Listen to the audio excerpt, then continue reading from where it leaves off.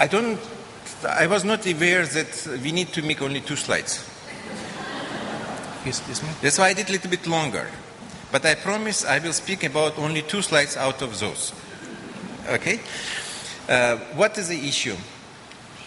First of all, my sincere congratulations to UNICEF and DEF for very good initiatives and for very fruitful outcome. I think first time we ever have this kind of very good mutual supportive understanding from the corporate world, from NGOs, from grassroots level people, from central level people, etc.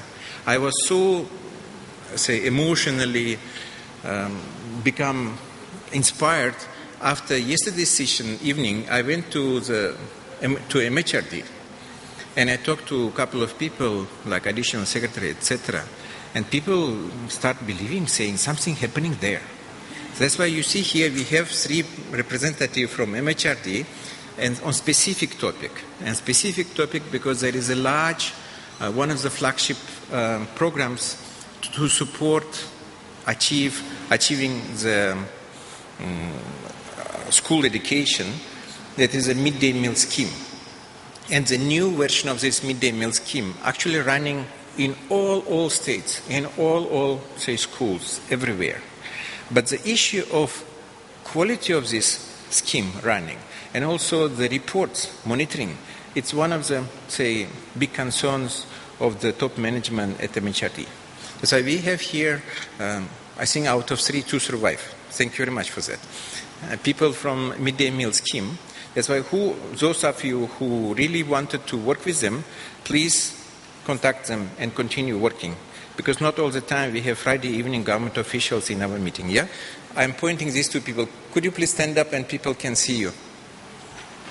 Yeah, thank you very much. I'm not going to do for everyone because I know everyone also friend of UNESCO. Let's speak about what actually UNESCO is about in mobile learning. I told you our clients, they are mostly the people on the policy level. That's why we work to promote how to use this mobile learning to achieve education for all goals. We have heard about the 6 goals. We know that 6 goals embedded into the 12th 5-year plan, and we know everybody is working on it. But at the same time, we know not every child in school and not every child who is in school getting quality education. And we know there is a lot of very nice teachers I met through my 1 year of my being here in many states in Delhi.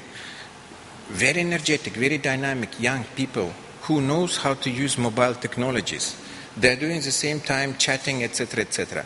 But when they go to the classroom, they put this mobile deep into the pocket and go and do talk and chalk business, like pre-digital era. Nothing changed.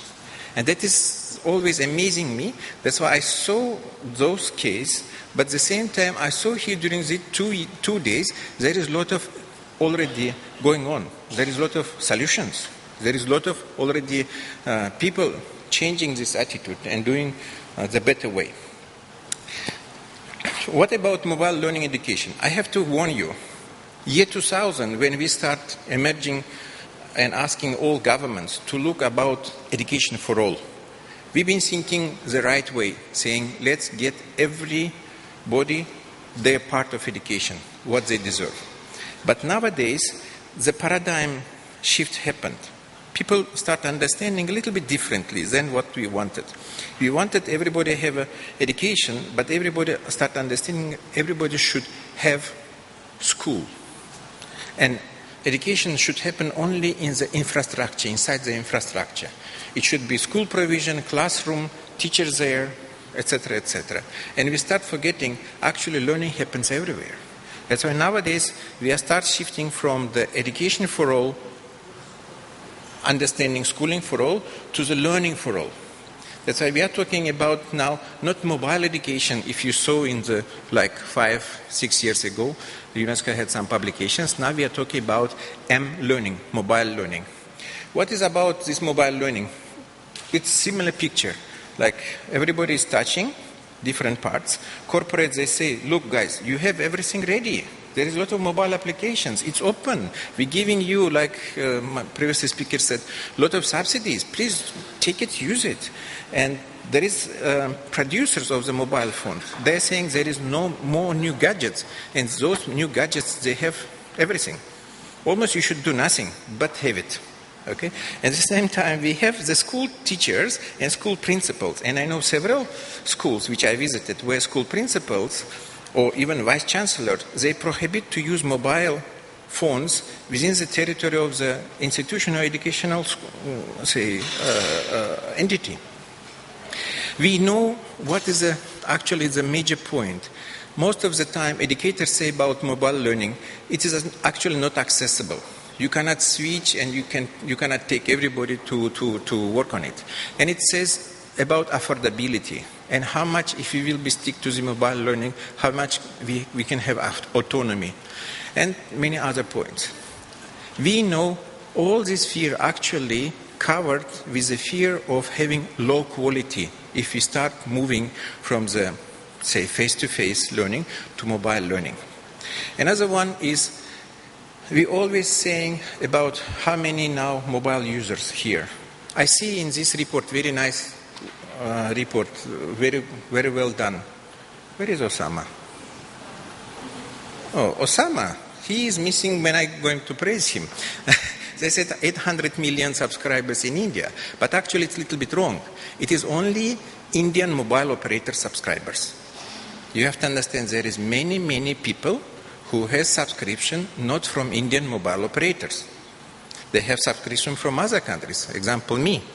Or you go to Bangalore, most of them they're using the mobile operators based in US because they give them much more discount for the roaming, etc. That's why the number is actually, I think 1 billion, about 1 billion. That's why the scale and inclusiveness there is a huge area. And I know whenever you talk to anybody about mobile learning, they're always looking to you with big hope. On that point, I have to say in education actually, mobile learning helps us to look for the issue of inclusiveness. That's what I want you to propose to base all your, say, presentation to our partners. You see, one professor says, I will give you, from the equality point of view, the same task. Please do it. And the task is here. Okay? It's very clear, correct? But the point is, when you have mobile phones, you don't have that disparity. It removes. Because I have always, every day, struggling in the morning with my 2-year-old daughter to get my BlackBerry taken to the office. Because she uses it better than I do it. Okay, let me just pass over those things.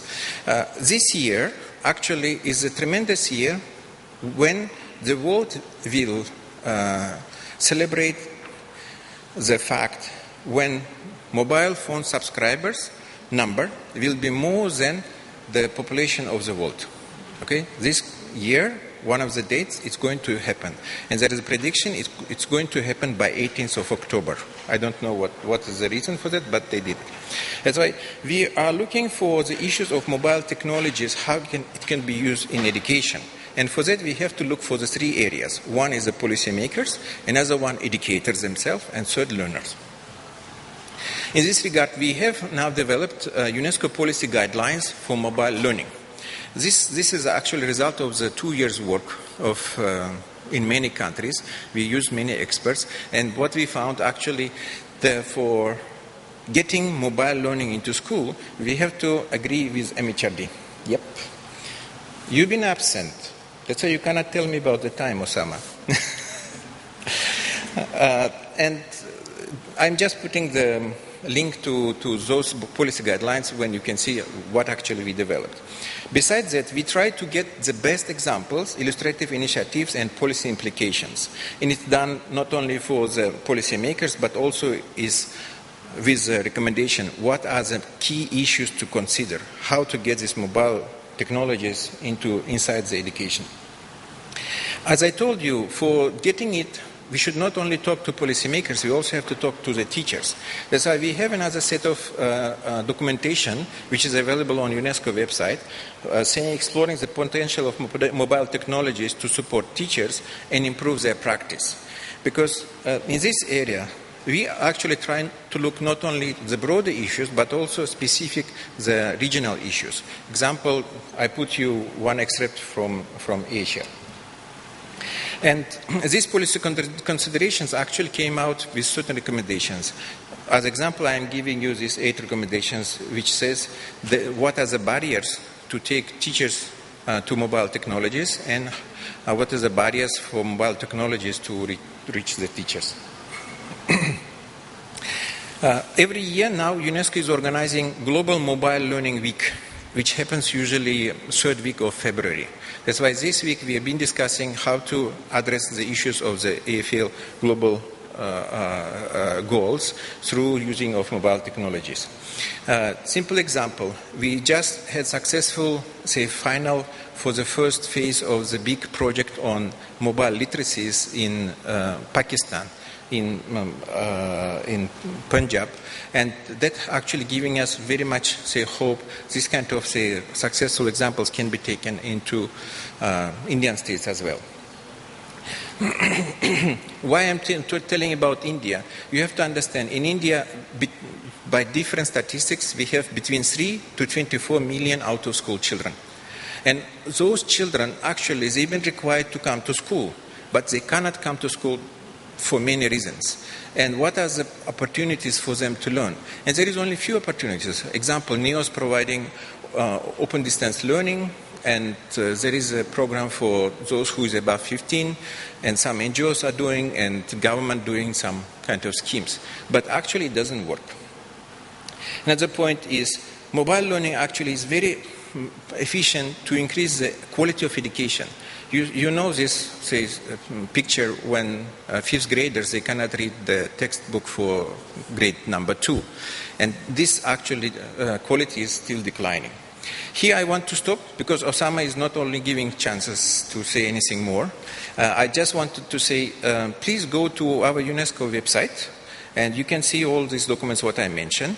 Then I think at the end you will produce some kind of documentation list of participants where we can have everybody's contact numbers and contact details, where we can start communicating to each other and talk about cooperation.